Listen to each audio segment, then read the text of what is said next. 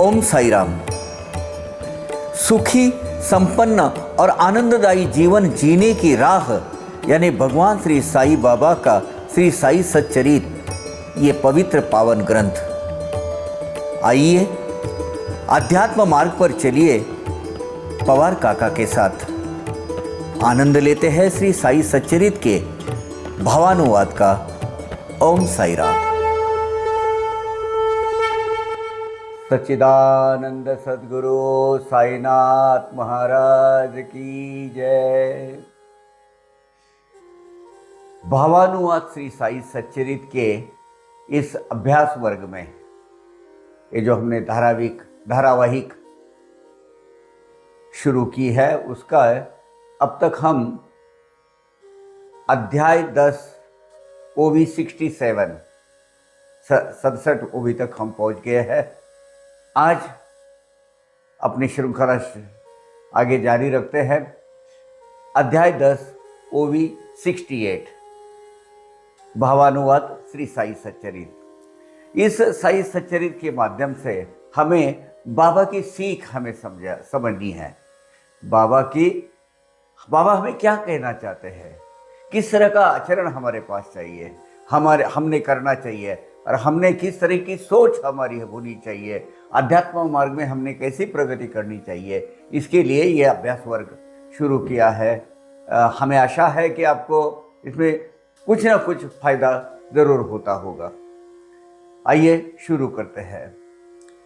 गुरु चराचर में व्याप्त होते साकार भक्तार्थ, पूर्ण होते ही अवतार कार्य निजावतार समेट लेते। प्रकृति में बसने वाले सकल जड़ जीवों में गुरु ही व्याप्त है। गुरु का अस्तित्व वहां है। सद्गुरु केवल भक्तों हेतु और भक्तों के उद्धार कार्य हेतु निराकार से सगुण साकार रूप लेते हैं। वास्तविक उनको खुद को, ये तो सद्गुरु तो भगवान का ही स्वरूप है, तो भगवान ने अपने भक्तों के उद्धार कार्य के लिए ही वो निर्गुण निराकार से सगुण साकार रूप में आते हैं, तथा जब अपना अवतार कार्य जो उद्देश्य है अवतार लेने का वो पूर्ण होने पर स्वेच्छा से वो अपना पंच महाभूतों से बना ये जो शरीर है वो त्याग देते हैं। साई इस द्वितीय कोटि के चरित्र क्या बखानू मैं उनके, जैसी बुद्धि वे देते मुझे वैसा ही होता लेखन। अब यह हिमाड़ पंत अपनी मन की बात रखते हैं कि भाई साई इस दूसरी कोटि के यानी निरंतर गुरु है। ऐसे निरंतर चिरंतन गुरु का चरित्र मैं मूढ़मती क्या वर्णन कर सकता हूं। वे जैसे बुद्धि दे रहे हैं वैसा ही लेखन मेरे द्वारा हो रहा है। लौकिक विद्याओं के अनेक गुरु स्वरूप में स्थापित करे वही सद्गुरु, समर्थ वही जो भवतारे भव पारू। हाँ, महिमा अगोचर उनकी, अगोचर यानी अज्ञात, अदृश्य, इंद्रियों द्वारा वो आकलन करना या उसका ज्ञान प्राप्त करना असंभव है, ऐसा अगोचर जो गोचर नहीं हुआ है, दृश्य नहीं हुआ है, वो अदृश्य है। लौकिक या भौतिक ज्ञान देने वाले गुरु तो अनेक हैं। जैसे हम इस दुनिया में कदम रखते हैं, पहले गुरु तो अपनी माँ है, बाप है।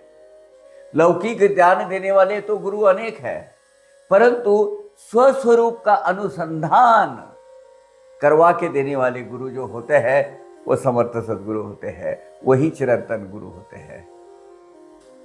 सद्गुरु ही सिर्फ सद्गुरु ही इस भव सागर की नौका पार कर, यानी वो खुद नौका बनते हैं, हम उस पर सवार होते हैं और हमें उस पार उतार देते हैं। सद्गुरु की महिमा ज्ञानेंद्रियों के सीमा से परे है, अपार है। वो मतलब नहीं हो सकता बयान, उसका कोई बखान नहीं कर सकता। जो जाते कर दे दर्शन, उनका भूत भविष्य वर्तमान, साई बिना पूछे ही करते निवेदन, निशान दे ही सह संपूर्ण। अब देखिए सदगुरु की ताकत और सदगुरु की सत्ता देखिए। उस जीवात्मा के, जो जीवात्मा सामने आता है उसके सभी पिछले अनेक जन्मों का, अगले अनेक जन्मों का ब्यौरा बाबा के पास होता था। बोलते थे वो, जो कोई साई महंत का दर्शन करने आता था या अभी भी जाता है, साई भगवान गुण के बारे में तीनों काल की पहचान सविस्तार, बिल्कुल छोटे छोटे घटनाओं के साथ, छोटी मोटी तो बिल्कुल बताते हैं लेकिन माइन्यूट डिटेल के साथ उनके साथ वो विवरण करते थे, बताते थे। ब्रह्म भाव से भूत मात्र, अवलोके जो सर्वत्र, देखे सम साम्य शत्रु मित्र, भेद तिल मात्र न जाने जो। सकल भूत मात्र या प्राणी मात्र, भूत मात्र यानी सब प्राणी मात्र ब्रह्म का ही स्वरूप है। ऐसी समान वृत्ति से और समान दृष्टि से प्रकृति के समस्त जड़ जीवों को साई भगवान समसमान स्वरूप से देखते थे। वे शत्रु तथा मित्र इनमें जरा भी भेदभाव नहीं रखते थे। शत्रु और मित्र उनको तो थे ही नहीं, कोई मित्र भी नहीं था और कोई शत्रु भी नहीं था। हाँ, कौन थे? भक्त थे जो उनके आजू बाजू में थे, लेकिन भेदभाव किसी के पास नहीं। ये बहुत ऊंचे आला दर्जे का सब भक्त है और ये बहुत छोटा है, ये परसेंटेज नहीं था बाबा के पास। सब समान वृत्ति में निरपेक्ष तथा समदर्शी, अपकारियों पर भी अमृतवर्षी, समचित्त उत्कर्ष अपकर्षी, उत्कर्ष अपकर्ष यानी प्रगति और उन्नति, समचित्त उत्कर्ष अपकर्षी, विकल्प न स्पर्श कर पाते। उत्कर्ष अपकर्ष यानी अधोगति, प्रगति या उन्नति, और अपकर्ष यानी ह्रास, क्षति, अवनति। विकल्प यानी संशय, भ्रम, मतभेद, भूल या विविधता, अविवेक, अलग अलग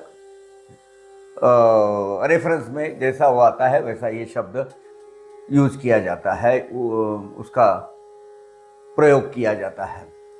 सकल भूतों को जो समसमान देखने वाले, सभी को समसमान दृष्टि से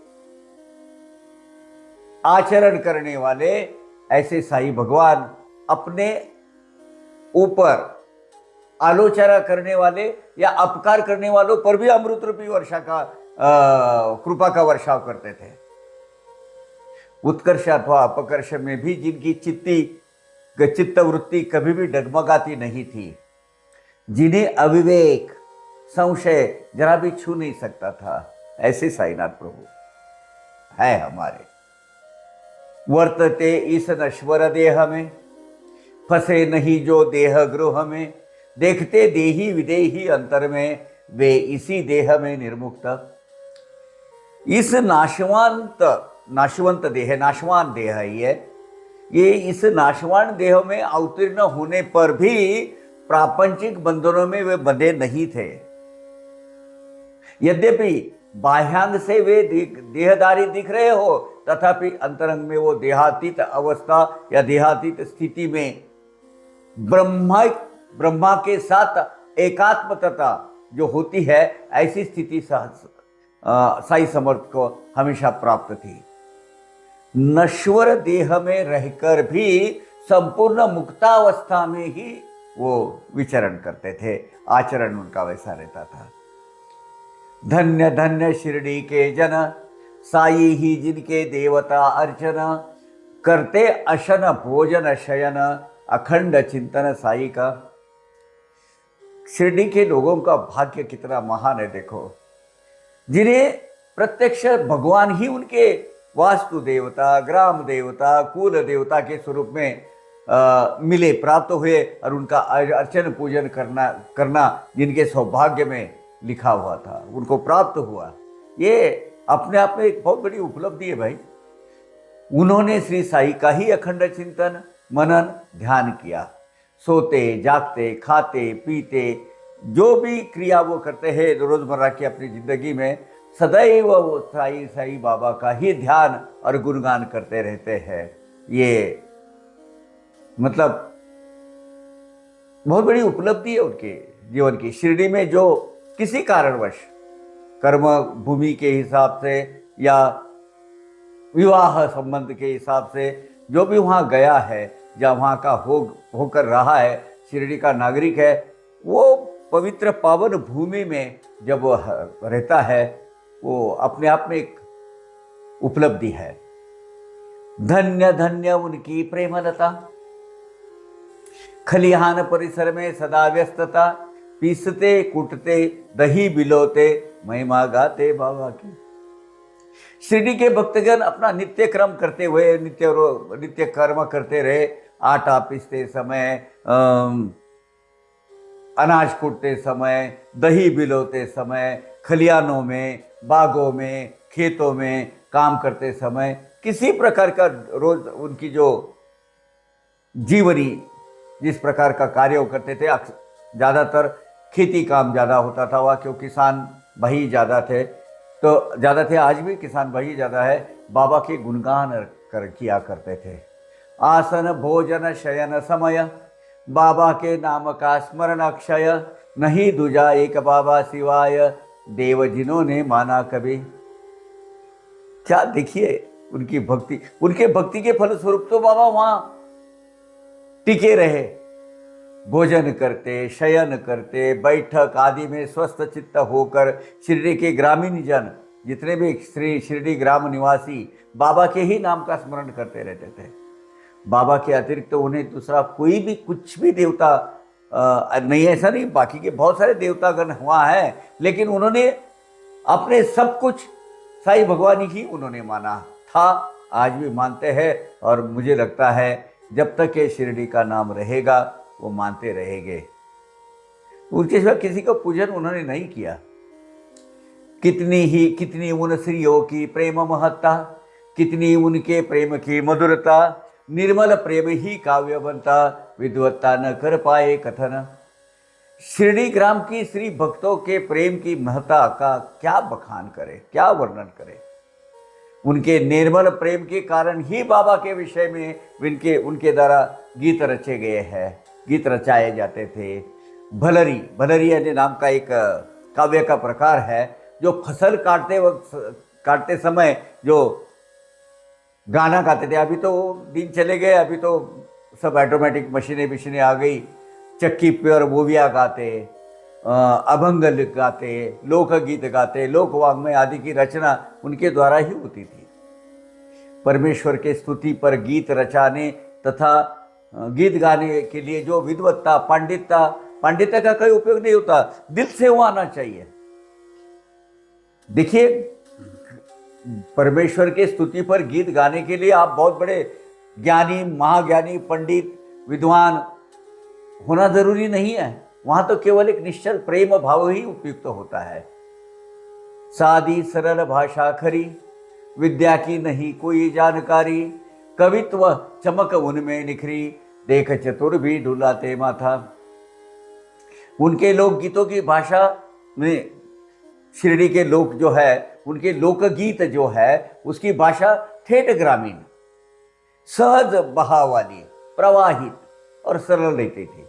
वहाँ पांडित्य का, विद्वत्ता का कोई शब्द जंजाल या क्लिष्टता उसमें और उसका आडंबर भी नहीं था, परंतु सीधी सरल भाषा में जो प्रेम भाव जो काव्य के रूप से व्यक्त होता था, उसे देखकर बड़े बड़े विद्वान, ज्ञानी जन, पंडित भी अपना माथा डोलाने लगते थे। क्यों? क्योंकि वो दिल से, अंतरंग से निकलती है ना वो भाषा। खरे प्रेम का आविर्भवन, उसी का नाम खरा भजन, वही इन श्रीयों की वाणी से श्रवण, श्रोता देख लीजिए जी। वास्तव में उत्कट प्रेम भाव जिनकी स्तुति गीतों में व्यक्त होता है, उसे ही भक्ति रचना गीत कहते हैं। प्रेम भाव जिसे व्यक्त होता है उसे भक्ति रचना गीत कहते हैं। शिरडी की श्री भक्तों द्वारा अनेक गीत ऐसे रचे गए हैं, उनके गीतों में व्यक्त होने वाले भावों का श्रोताजन स्वयं ही अनुभव ले सकते हैं। इस संदर्भ में मैं बोलूँ, साई लीला में समय समय पर जो प्रकाशित हुए भजन, भारूड, वोविया आदि जो वाङ्मय प्रकार की बहुत सारी रचनाएं आई हुई है, 100 साल से लिखी जाती है, ये साई भक्तों द्वारा लिखी गई है। उसी प्रकार रघुनाथ सावित्री भजनमाला, रघुनाथ तेंदुलकर और सावित्रीबाई तेंदुलकर, इन्होंने एक किताब लिखी है जो संस्थान द्वारा प्रकाशित हुई है। उसमें भी बाबा की स्तुति पर बहुत सारे गीत लिखे हुए हैं। माड़ी करके नाम के, माड़ी वहाँ थी बाबा की भक्त, वो कुराड़े की रहने वाली थी। वो बाबा के पास आती थी, वो जंगली फूलों का हार बना के बाबा को देती थी और बड़ी ग्रामीण लहजे में वो बाबा के ऊपर गीत गाती थी। शाही बाबा बोलती थी वो, साई बाबा नहीं, शाही बाबा, शाही यानी इंक वो, लेकिन वो उसके माझा शाही बाबा बनाई बोलती थी वो। गर होगी साई बाबा की इच्छा, होगा संग्रह इनका अच्छा, पूरी होगी श्रोताओं की श्रवण इच्छा, अध्याय कविताओं का बन जाएगा। यदि अगर बाबा की इच्छा तथा आशीर्वाद होगा तो आगे कोई साई भक्ति गीतों के संग्रह का निर्माण भी अवश्य करेगा। अवश्य वो संग्रह निर्माण हो जाएगा किसी के माध्यम से। श्रोताओं की सुनने की, गाने की इच्छा भी पूर्ण होगी। ऐसा साई स्तवन गीतों का संग्रह अवश्य ही प्रकाशित होगा। निराकार भक्त कृपा स्वरूप, प्रकट हुए शिरडी में साई रूप, देह अहंकार विकार लोप, भक्ति स्वरूप से पहचानिए। निर्गुण निराकार रहने पर भी भगवान सगुण साकार रूप धारण कर श्री साई समर्थ भगवान के रूप में या उनके स्वरूप में भक्तों पर कृपा करने हेतु शिरडी में प्रकट हुए। सभी विकारों का नाश कर, देह अभिमान त्याग कर, केवल निर्मल भक्ति भाव से ही उन्हें पहचाना जा सकता है। अन्यों के लिए तो वो असाध्य ही है। भक्ति भाव से ही जान, देखिए, ज्ञान से सिर्फ भगवान के बारे में पता चलेगा आपको, लेकिन प्राप्त होगा भक्ति के माध्यम से और कर्मों के माध्यम से उसको टिके रहेगा। वो भक्तजनों की पूर्व सुकृत बोलो, पूर्व संचित बोलो, जो भी है, उनके फलस्वरूप बाबा उनको प्राप्त होते हैं।